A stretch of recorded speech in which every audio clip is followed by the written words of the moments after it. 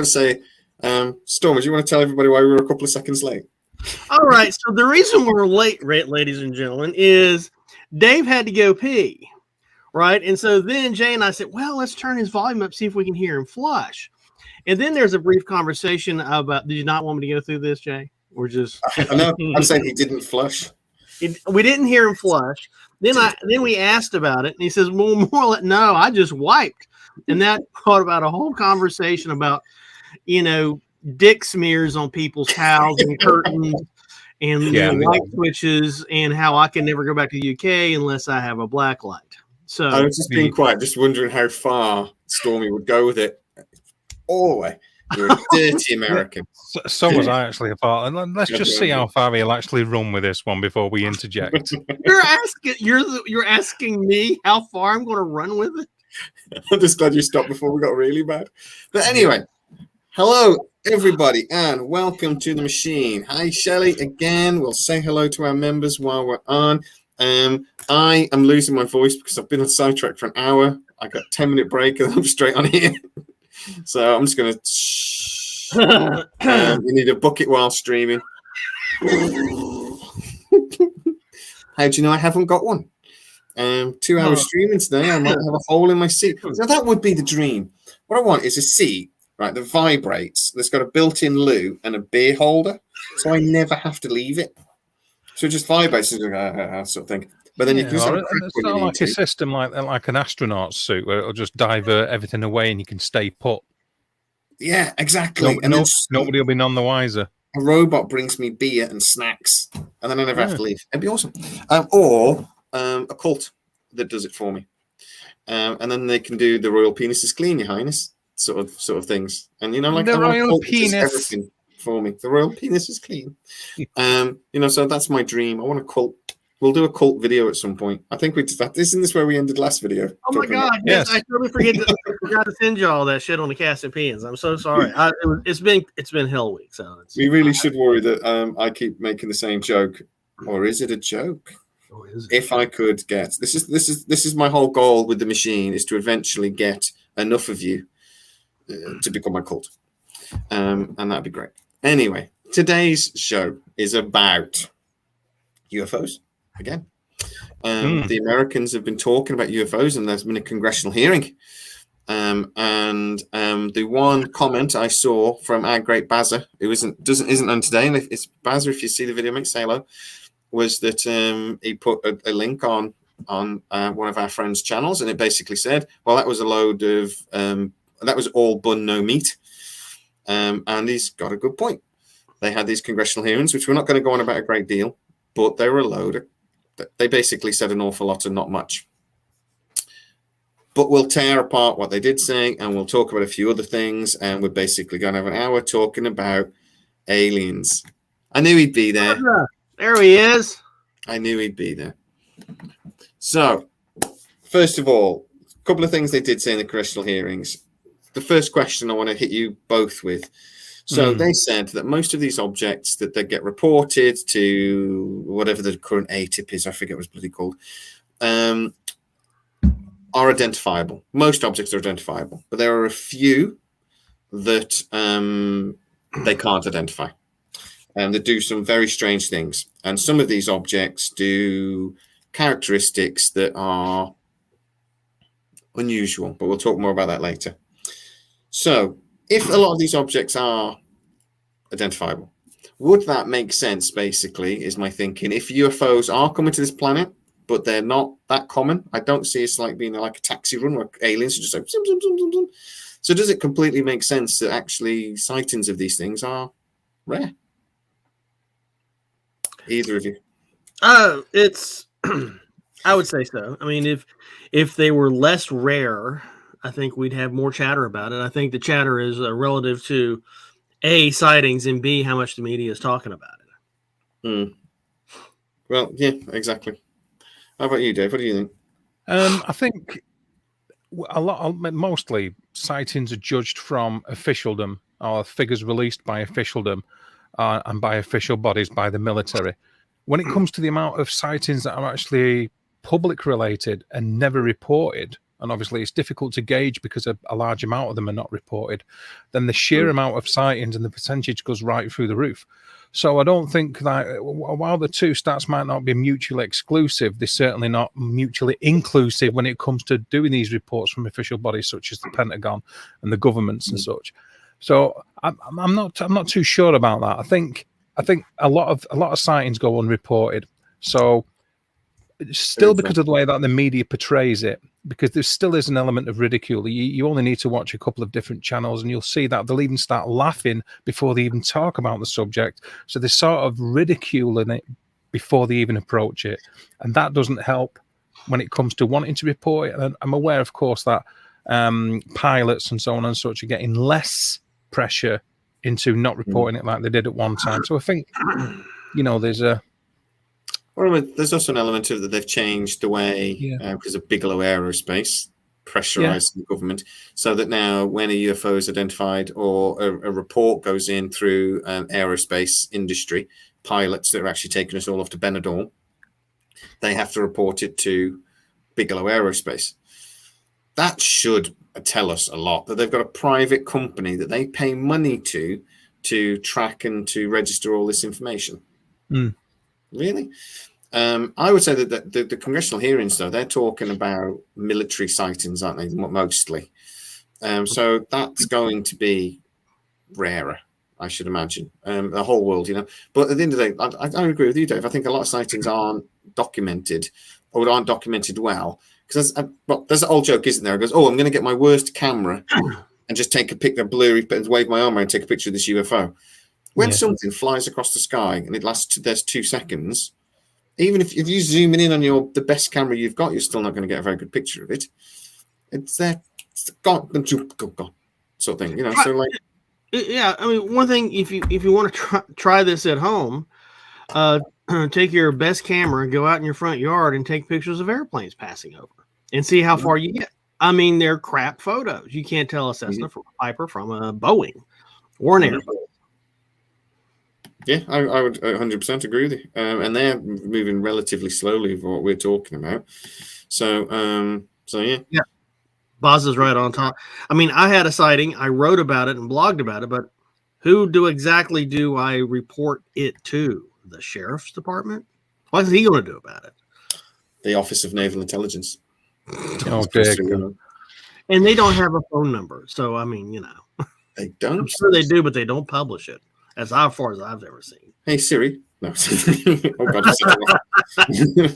My God, let me turn my phone off. Jesus. It's for everybody that's watching. Hey, Siri. Sorry. I've set off again. Stupid woman. Yeah, I would agree with that.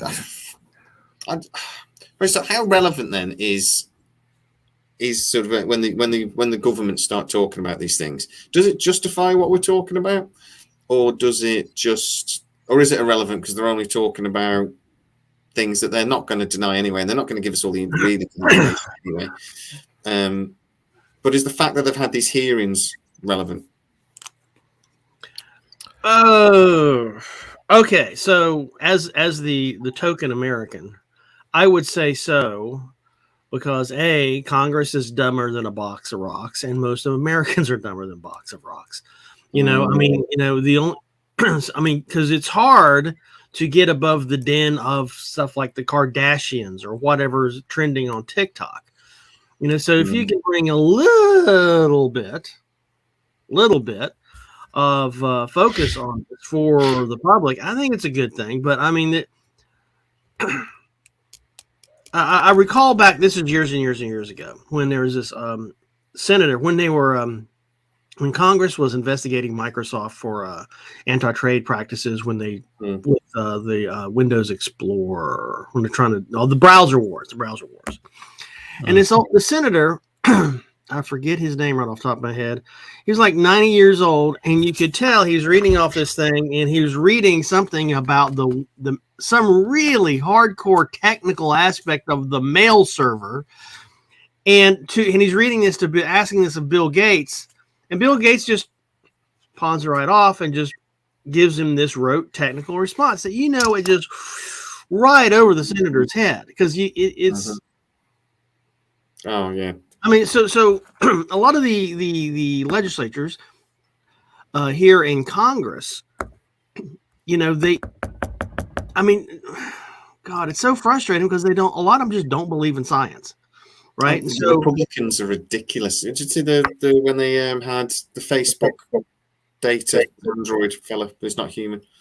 yeah, I can't believe his name's going out of my head. But when they had him up and they were asking him questions, Zuckerberg of 9. yeah, oh God's sake, it was ridiculous. So some of the questions they were asking was just insane. Yeah, we obviously didn't understand. And these are the people that we vote in charge to make these decisions. So you can argue that from a congressional hearing, then that the people that were being spoken to don't understand. But a lot of Republicans seem to believe in aliens.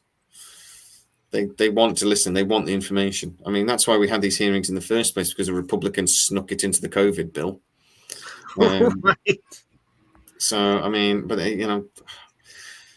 one of the things they said in this bill during the hearings in the week was that there was, even though there are lots of evidence of objects that have that they can identify most of them, but there are a few they can't identify. They said that there was no evidence to say that any of those sightings were extraterrestrial, even though they then talk about an object that dropped in from hundreds of thousands of feet, hovered for several hours, and then shot up back out of their radar range again. So shot back up to past, is it 80,000 feet is the top of their radar? They took the military radar, something like that. That they tell us. The ceiling, yeah. The ceiling height for the radar, yeah. The service ceiling, the reported service ceiling of naval radar is about 80,000 feet. And they talk about vehicles that defy what we understand as possible currently today with aerodynamics. So I know evidence.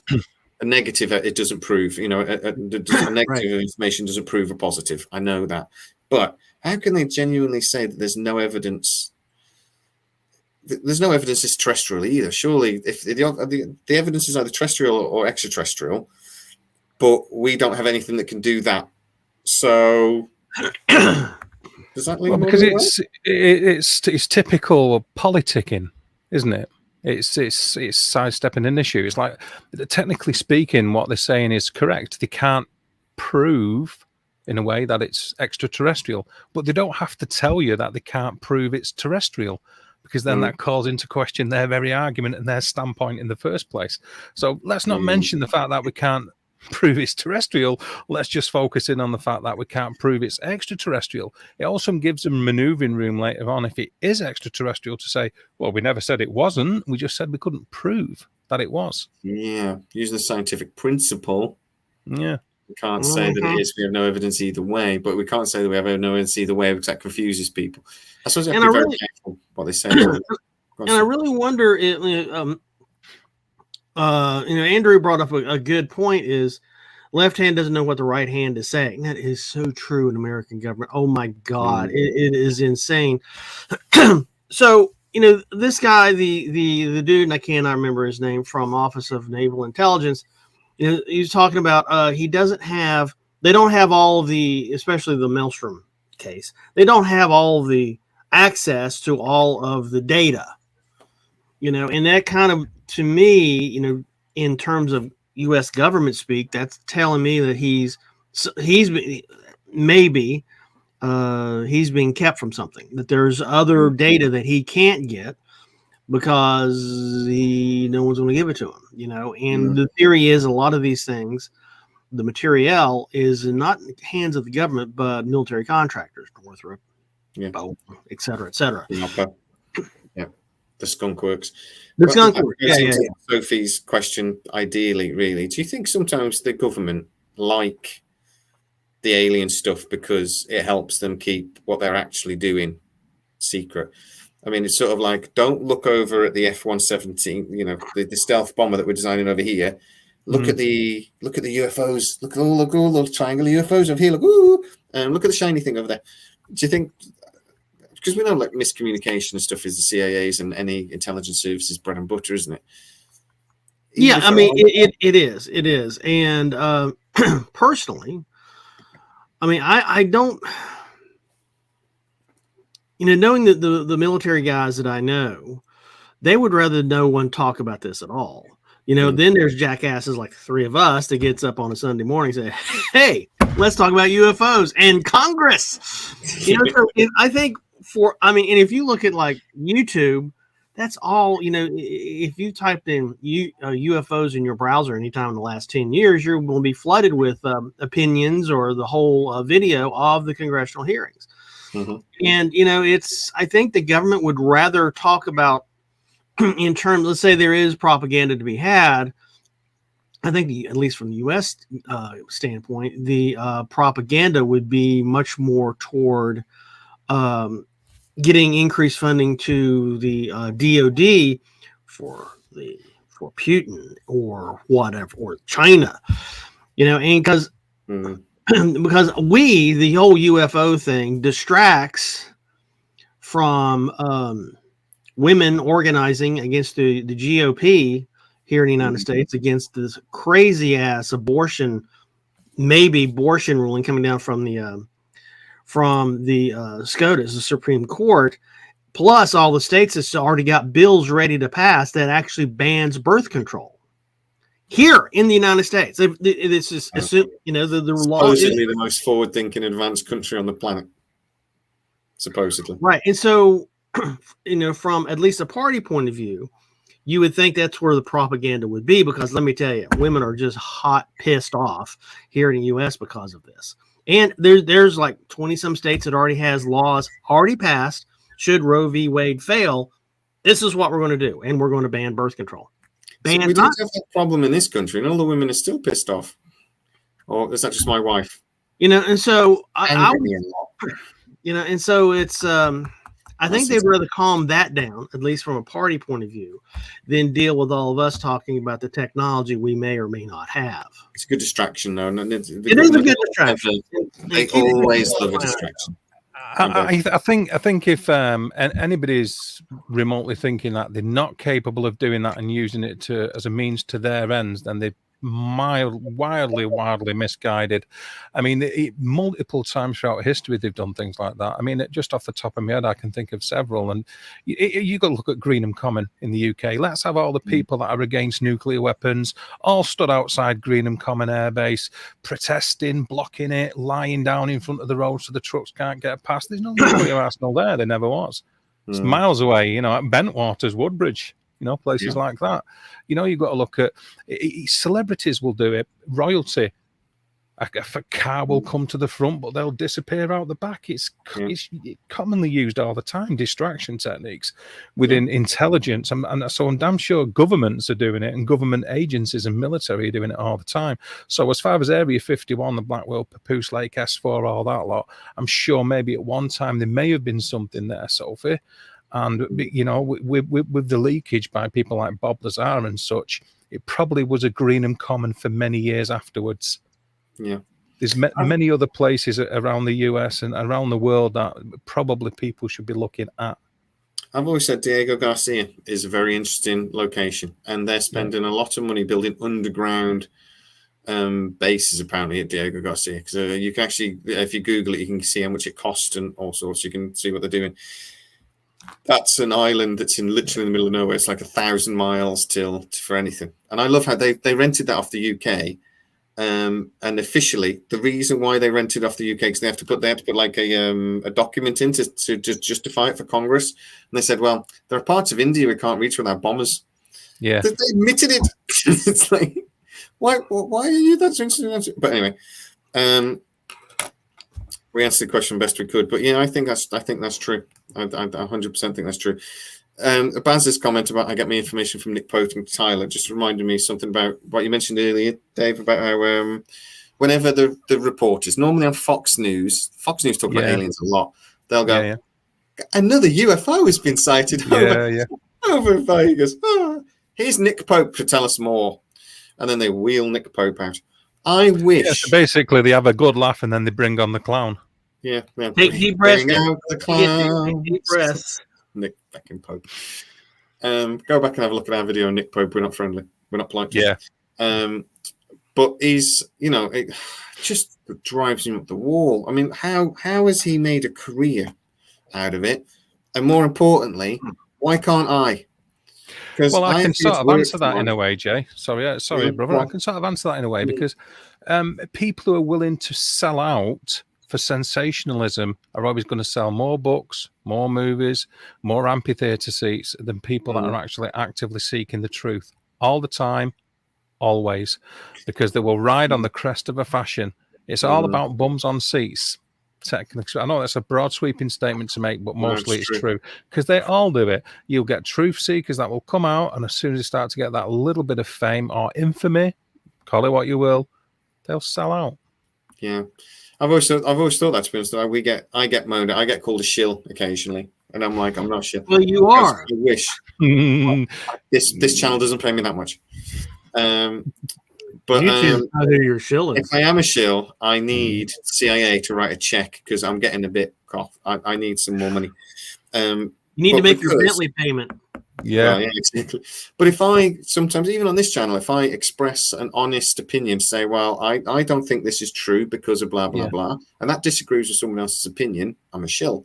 And I'm like, no, I thought we were here to debate. And I know we lose a lot of subscribers because of that. I know we do, because they tell me to effing do one and then unsubscribe. Because we don't just do the sensational, do we? We actually talk about things and try to bring it in. And Bazzy, you're in. First one down. I want to be the high priest. No, I'm the high priest, you dipstick. Well, you got to work. Bazzy, you got to be the acolyte first, man. You got to work your way up in this. There's no free ride here in our cult. To be fair, these two should be the high priests first, Bazzy. And besides which, you wouldn't be the high priest. You would be the messianic character within the cult. You'd be the prophet. Yeah, I've got to be God. Yeah. I'm the Loki of this bunch, just so you know. I think you should be our technical advisor. Okay, sure. Yeah. Or fine. Flight boss. I'll be the minister of propaganda. I'm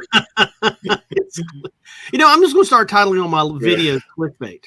Fancy robes for all. I will say this about that's the whole point. I just want someone to do my cleaning for me. I don't actually want the call. I just want someone to do the housework.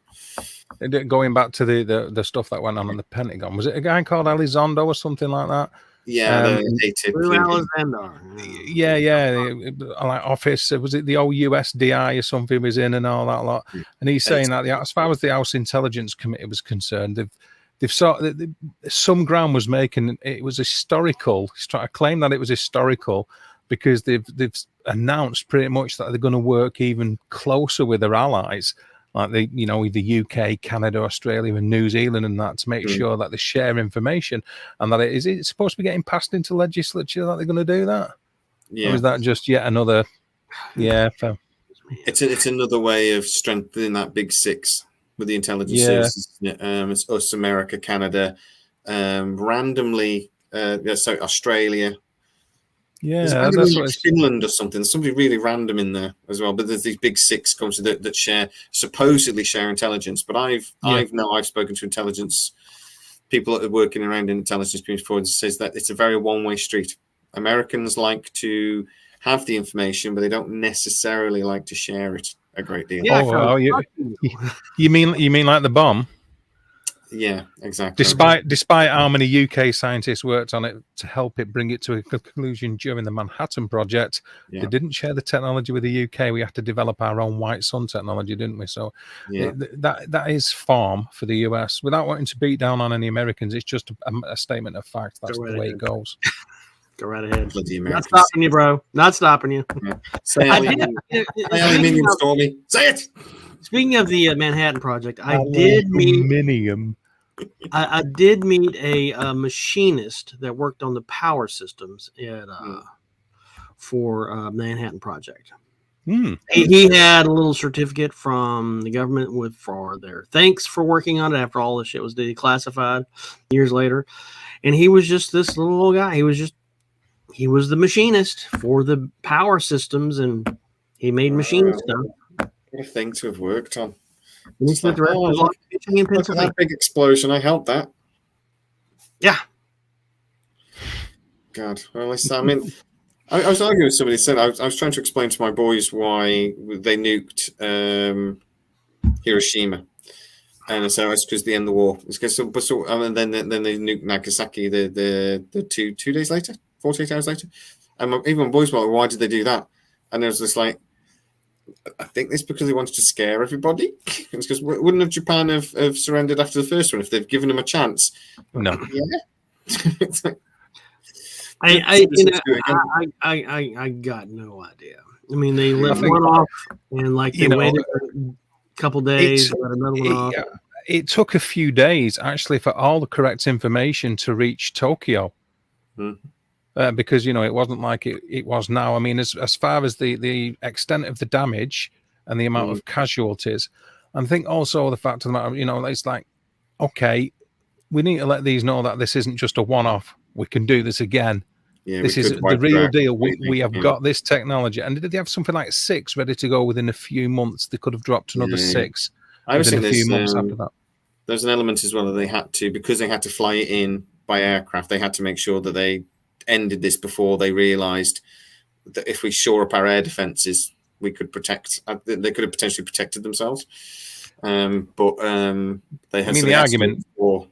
The argument ultimately is they've done that much island up in the U.S. Marines and the U.S. Navy, the U.S. military, to take back all the islands around the Ryukyus and the Peloponnese and all that type of area, and just the sheer amount of casualties. They would have to have invaded mainland Japan, which would have cost untold. I'm not justifying the bomb, by the way, but the mindset behind it would have cost the sheer amount of casualties that would have been taken invading mainland Japan to bring the war to an end. So I think it was a necessary evil, if I'm honest. I'm just not sure they needed to do it twice. I think once and give them a chance could have been enough, and say you need to, give them at least a couple of days. But anyway, we wandered away from aliens. Let's want to talk about Bikini Atoll, which has loads of alien sightings. We can do that at some stage. Should you like us to, people? Just let us know in the comments. Excuse me. But I mean, we make that point about the congressional hearing, so about being all bun, no burger sort of thing. And I think it's a good point. But, they do talk about evidence, which is difficult to ignore. I mean, we talked about the Tic Tac video last week, and we sort of say, if this isn't alien technology, then what the hell is it? Because we have done anything else. Is it just something from DARPA? And like I say, the American military don't know what it is because it's a secret.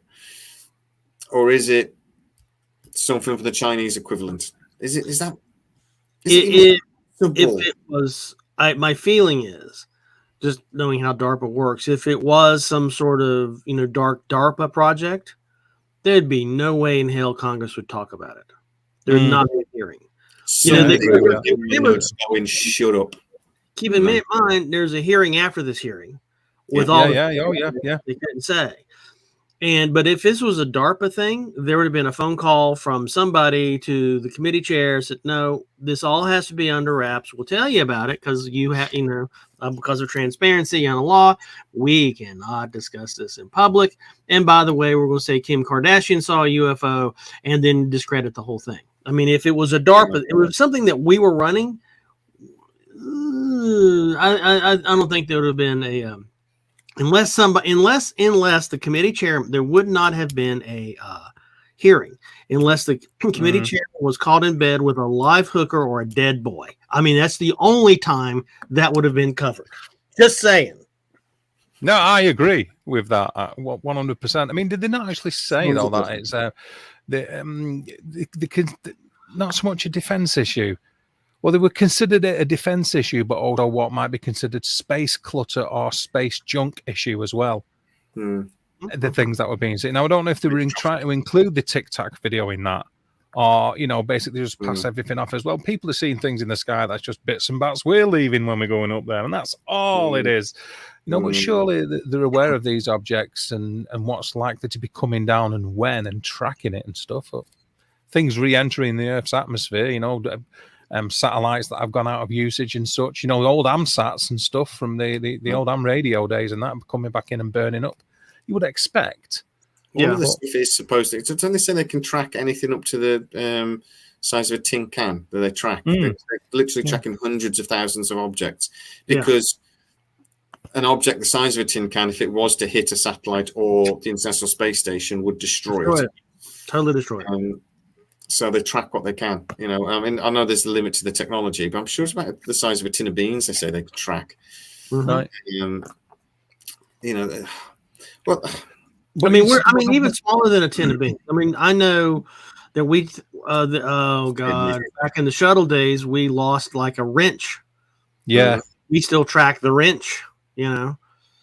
But it's the fact that they said the wording of it I found interesting, that they are classing it not only as a defense issue, but as a so on and so forth. But that wording alone, we're classing it not only as a defense issue, so admitting that it is a defense issue, is it not? Yeah, and I would say it's talking about defense. No, I mean, I would say yes is a defense issue because the DoD is the only people that's investigating it. I mean, there's no branch of the government. Like, they don't let NASA in on it. That we don't. Oh no, it's all DoD. Which doesn't make any That's sense. The only player, right? Why wouldn't they bring in the civilian thing that know about this, or even like Space Force, Go Space Force? You know, why wouldn't they bring that? I mean, surely that's their job, isn't it? Isn't that what they do? But talking about this, and they're basically admitting then a lot that these objects, some of these ones, they say that we know what most of them are, but there are some we just don't know. Yeah. Even by admitting that, the DoD admitting that, how much does that tell us about what they're seeing then? That if they're willing to admit that there are objects that are able to come into our skies and they don't know what they are and can't do anything about it, how worried should we be that they're willing to admit that? I kind of take it as comfort, you know, that we've been having these sightings for such a long time, and no one's taken over New York. No one's blown up the White House. There, you know, it's still at the end of the day, I'm more worried about, you know, a crazy deputy at the sheriff's department than I am a UFO. You know, because, you know, California keeps having these damn shootings all the time.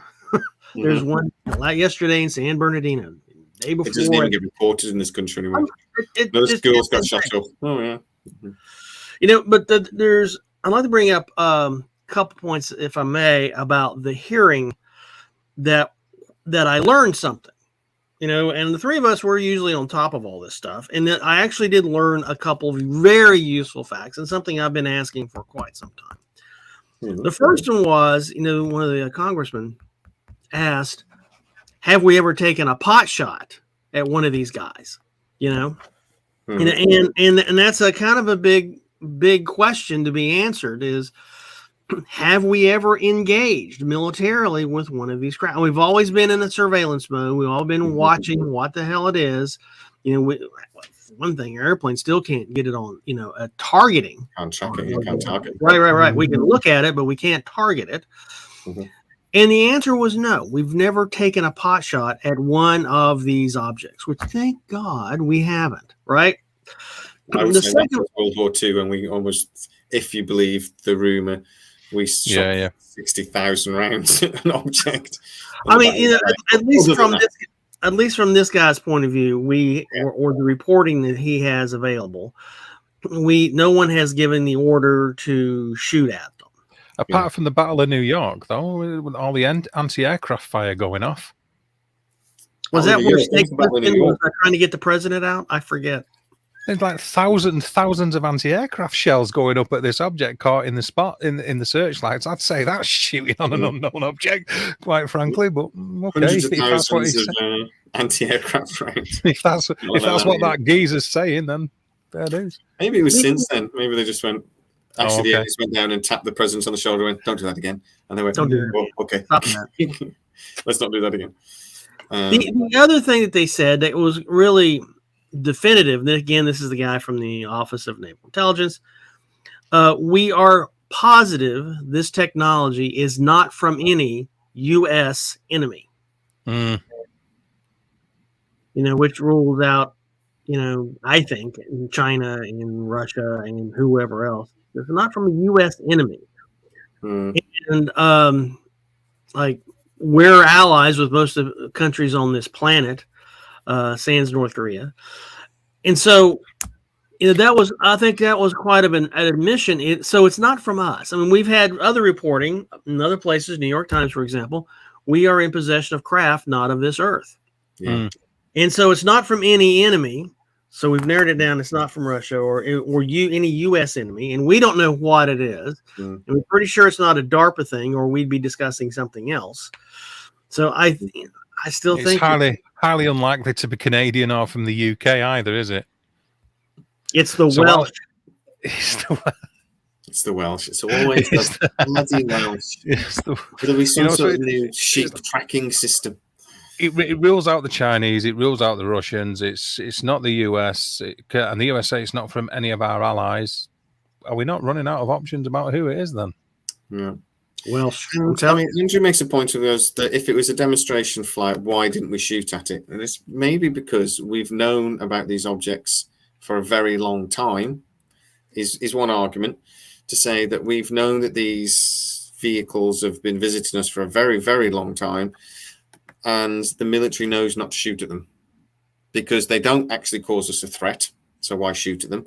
We don't really either. They do know who they are, depending on which crazy YouTube channel you watch. We do know exactly who they are, and they're in contact with us. So we're allied with them in some ways, or we're under their thumb in other ways. Or actually, more terrifying, we have no clue who they are, but we know they're advanced enough to do what they're doing.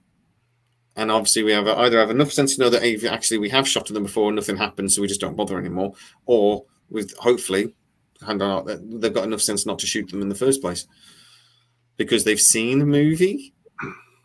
That'd be the first time anyone's ever learned anything from a sci-fi movie. In terms of how I guess U.S. pilots shoot at stuff, if you're in an active war, let's say World War II, and you feel something is an enemy threat, you shoot at it. Now, at peacetime, you cannot shoot at anything unless it shoots first. And as far as I know, nothing has been downed purposely from aliens attacking the UK, US, or whoever. Secondarily, we can, as I was talking a few minutes ago, we can definitely see these on different types of technological platforms. We can see them radar and FLIR, et cetera, but we can't target them. And with all modern aircraft these days, there's a targeting system. You just can't line your airplane up and shoot at it most of the time. With these advanced fighter jets, I mean, there is, of course, the A-10 Warthog, which you can kind of line up. The gun is stationary, and the gun is you know what you want to kill. Don't you? The airplane's part of the gun essentially, and you can line it up. But that's a very short range. It's a ground attack. It's a ground attack, and it flies very slowly.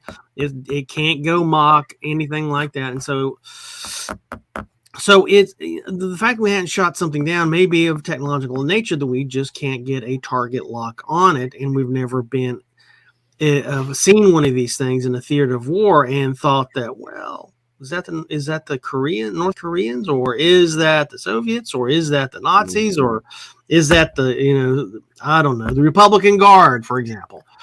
Yeah, and it's never been threatening. So, that's what the government say, isn't it? In one fell swoop, Stormy's just totally debunked one of the theories about the Roswell crash, then, hasn't he? When it was shot down. Yeah. I can reverse on that because of special circumstances and evidence. Yeah. Well, yeah. Dave hates this theory, but I've always liked the theory that it was radar that potentially knocked a UFO at the sky. And but I could see that it's almost like dirty technology or like almost like pollution. So these vehicles are so advanced, so technological, and then we throw up this dirty energy into the atmosphere, and it just screwed one of them up. And that's why we had like a blip of 5 or 6 years where actually that we might have had a few crashes, and maybe it was radar or just radio transmissions that all of a sudden just like filled the size. Maybe it did screw them a little bit, like your Samsung 7 on an airplane. But I remember being on an airplane once, and I said, I've forgotten to turn my phone off. Do you need me to turn it off? I have to do the thing. And he went, it's not Samsung 7, is it? No, because I don't worry about them. Well, the Samsung 7, it wasn't a radio issue. It was the lithium battery exploded. That was the thing, yeah. Unless the alien's using a Samsung 7, and well, if they are, they're not that smart. Well, that's why the saucer blew up over New Mexico. Samsung 7. Yeah, cheap batteries. The battery exploded. Yeah. That'll take them. Maybe. Exactly. Oh, if I can go back to the, I forget who it was, brought up something about the Messerschmitt during World War II. I mean, it was the Messerschmitt, first jet engine that really saw production, but it wasn't that big of a stretch. I mean, the United States was working on something like that. Nikola Tesla had his own turbine 30 years prior to 40 years prior, 30 years prior to the start of World War II. Yeah. So it was just that the Germans got there first, but then, we got there first with the nuclear bomb, with an atomic bomb. So I mean, it was just, there's a Messerschmitt I've had the pleasure of inspecting. It's in the Evergreen Aviation Space Museum in McMinnville, Oregon. And, it's just not that fantastic. I mean, yeah, it was a jet engine. And yeah, it could go at incredible speed compared to a radial engine like a Wasp 7 or something. But man, it sucked down fuel like nobody's business. It had a very short range, 20 minutes or something. Oh, it was extreme. Yeah, it was a very short range fighter. Yeah. I'll also say this, that it wasn't a very good fighter as well, because the P-51 Mustang totally outperformed it and caused it a lot of problems when it comes to the European theatre of war. Yeah. So the few times it was involved in combat, the American P-51 Mustang kicked its ass. Just saying. The P-51 Mustang was only any good because of why, Stormy? Yes. Wasn't the Mustang a bit shit? Oh, it was amazing piece of American technology. I wouldn't say it was shit. Overpowered, man. Fast wings, really nice. Only when you put a British engine in it. Until then, the Merlin was the Mustang was a piece of crap. You put the Merlin engine in it, and it was amazing. I think you're talking about the P-38, aren't you? P-38, I thought it was the P-51 Mustang. Oh, now we got to look it up. And then they slung the fuel. They put the fuel engine. The P-51 did have a Merlin in it at some stage. I'm sure it did myself. Yeah. P-51 Merlin engine. Look at where we've gone, everybody. It always happens. Packard. It had a Packard in it. Yeah, Mustang switched to the Merlin engine, made it a world beater. It started off with the Packard horsepower, and then switched to the Merlin. And there's also a Rolls-Royce Mustang at some point in time was the British variant. Mm-hmm. Yeah, but to be fair, that's one of the things that I saw. It was an American guy. He was talking about the TSR-2 that the British built, and he got to fly one, and then we scrapped it and bought the F-111, which is okay. So so you guys, you actually had your engine was British. The American version was an Allison. So was Allison. Was an Allison, right? And Allison used to make tractors in the United States. Yeah. And so apparently your version of the P-51 Mustang, the British variant, did use English propulsion, and the American version used an Allison V1710. So we're both right. Isn't that odd? Yeah, no, I still think that makes a nice change, doesn't it? And there was another one, the P-38. I think. When was the P-51 flown by aliens? This is the Lightning. The Lightning. No. This is all to do with the 262 jet, isn't it? Yeah, it's fascinating as well. And like my favorite thing about the German was that it looked like a shark, and I just loved. I thought it was just a stunning aircraft, looking aircraft. But yeah, no, it's not a particularly good one. And then you've got things like the V1 using that dirty pulse engine thing that they had. Anyway. So shall we wrap it up, because we've got the last quarter of an hour, and I've got a really itchy nose and it's doing my head in. Go on then. What's the last thing on your list, buddy? No, I haven't actually got anything else on the list. So the point I was going to make about the government actually talking about it and admitting that they don't know what it is, though, their job is to protect us. So is the fact that they are admitting that they don't know what it is, does that tell us more than what they're not saying, does that make sense? It's not necessarily what they're saying, it's that they're admitting even that point that should make us a little bit not concerned necessarily, but should we be listening? Because they're like going, "Oh, your job is to protect us, and you're saying you can't." I don't think Americans would care. No.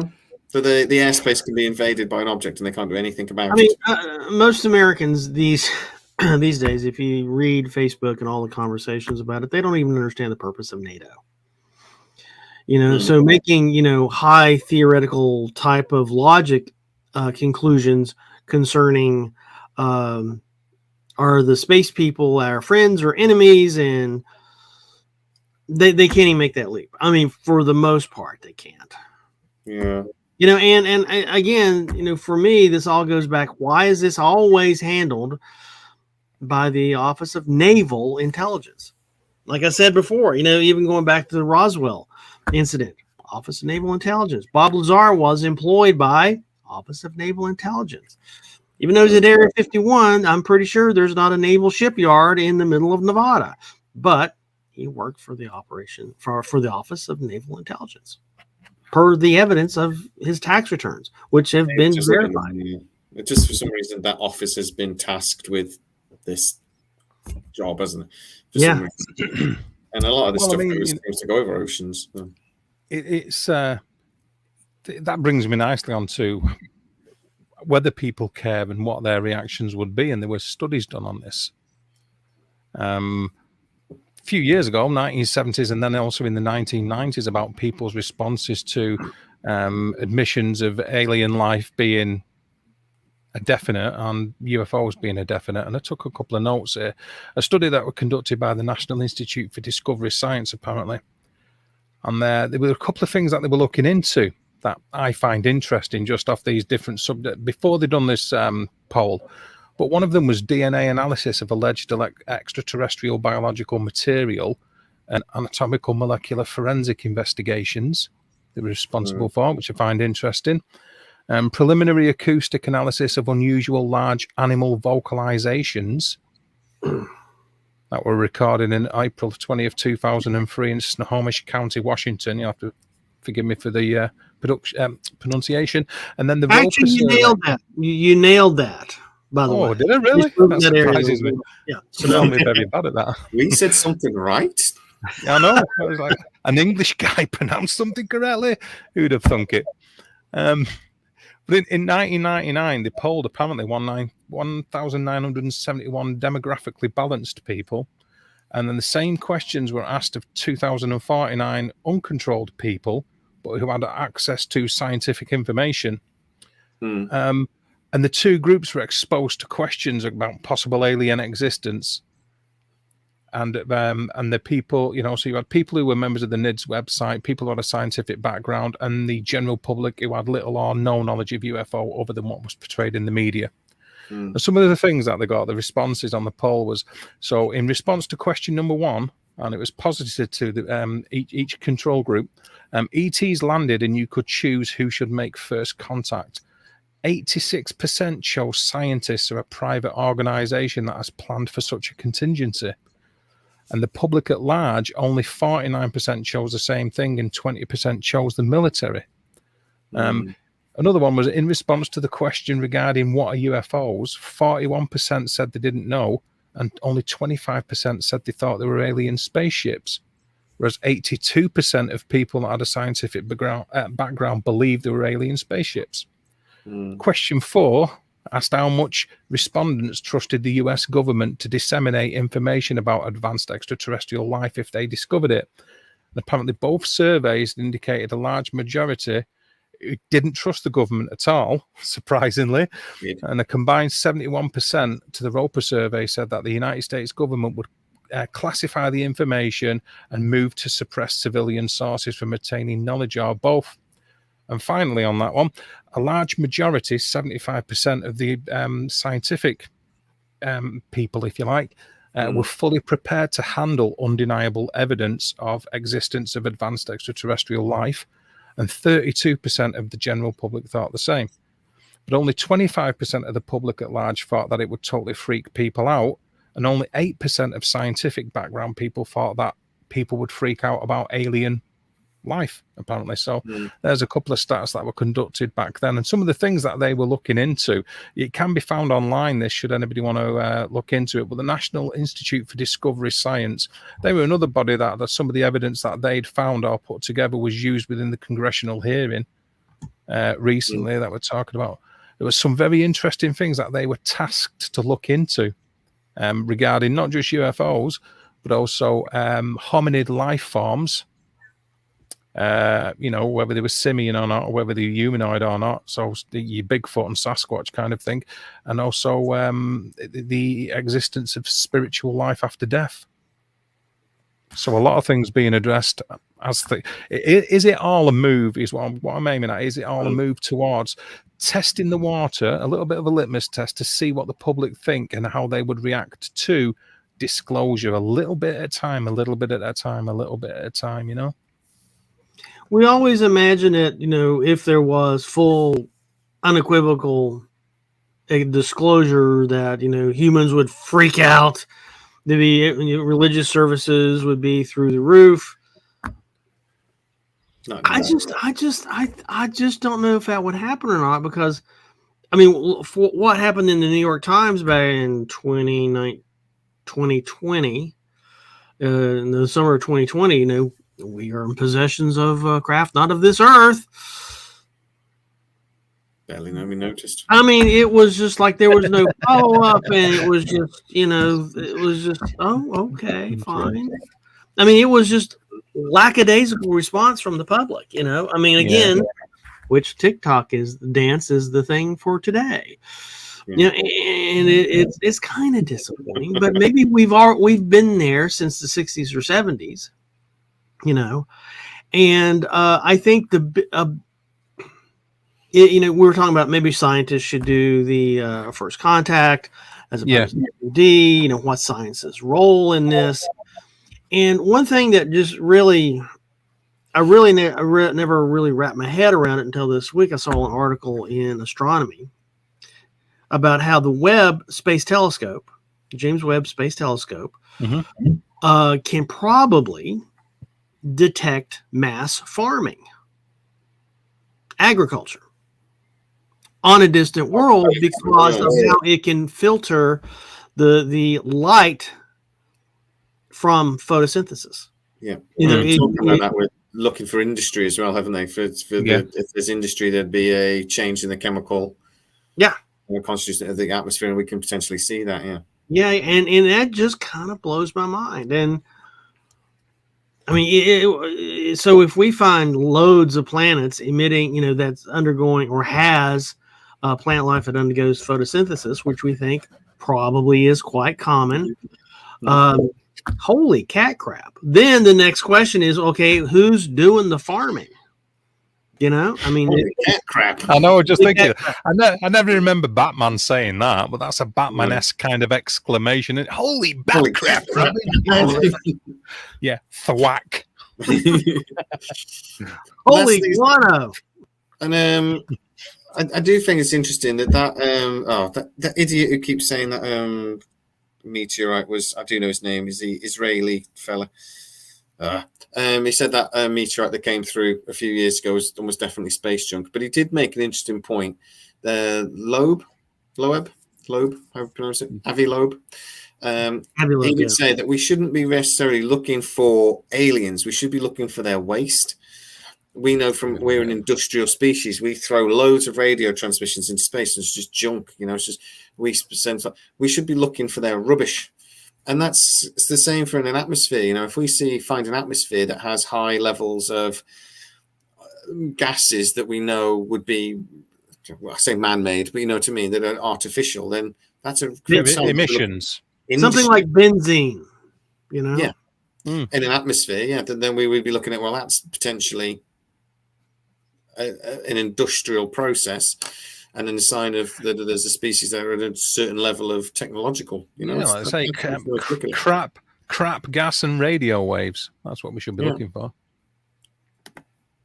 That's what Sagan said. Yeah. Fascinating. Okay then, guys. Well, we are coming to the end of the show. It's really thank you for joining us again. We've sorted out one more problem. Disclosure happening. Let's watch your movies, people. Yeah, man. Spielberg is in on it. I'm telling you. Speaking, I gotta plug this. I saw advertised Night Sky with Sissy Spacek on Amazon Prime. Yeah. Okay, I'll give it a watch. I'll watch an episode. 5 hours later at 1 a.m. this morning, I finally go to bed, and I've been through half of it, and it is really good. It's not fast paced. It's not aliens exploding. It is kind of like a cross between Lost and the American TV show The Waltons. It is well acted, well written, and it just like it makes you think of new things and new ideas, which is hard for me because I watch this shit all the time. But it was very clever and very well done. And I'm not done yet. So as soon as I stop yakking with you guys, I'm going to watch the next 5 straight hours. Good old binge watching. Yeah. Wish my wife would let me do that. Should we walk the dog? No, I'm watching Star Trek. Leave me alone. But no, I love my wife. She tries to make me look after myself. Okay. But anyway, yes, I will give that a go. I've seen it on Amazon. I haven't watched it yet, but I will give it a watch. Thank you for your recommendation, sir. I think Paramount Plus came on the UK here today, so I can actually finally watch Strange New Worlds. So that's where I'm going. And that too is awesome. I won't. Good to speak. Yeah. There's no Wesley Crusher in the episode so far. Oh, come on. I love Will Wheaton. Hate Wesley Crusher. Love Will. Hate Wes. It's just that's the way of the world. Thank you guys for joining us. And guys, if you want us to talk about anything next week that you can think of, any mysteries or anything you just got, I wonder about that. Tell us. We will talk about it for 1 hour and rip it apart and then disappoint you when at the end we go, don't believe it. Oh, yes. Thank you again. Thank you, Dave. Please go over and subscribe to Dave's channel if you haven't already. And as well with Cyworks, you can watch him try to blow himself up with hydrogen in one video. It's very yes. He used to have a full head of hair and then he did a hydrogen video. See, I'm still suffering. Thank you, guys. Thank you, Shelley. Thank you, everybody else that's got into Thanks, guys. Thanks for having me again. Take it easy, everybody. Our resident America. Say aluminium, Stormy. Aluminium. I love you. And on that note, see you later. Bye. Bye-bye. I always forget.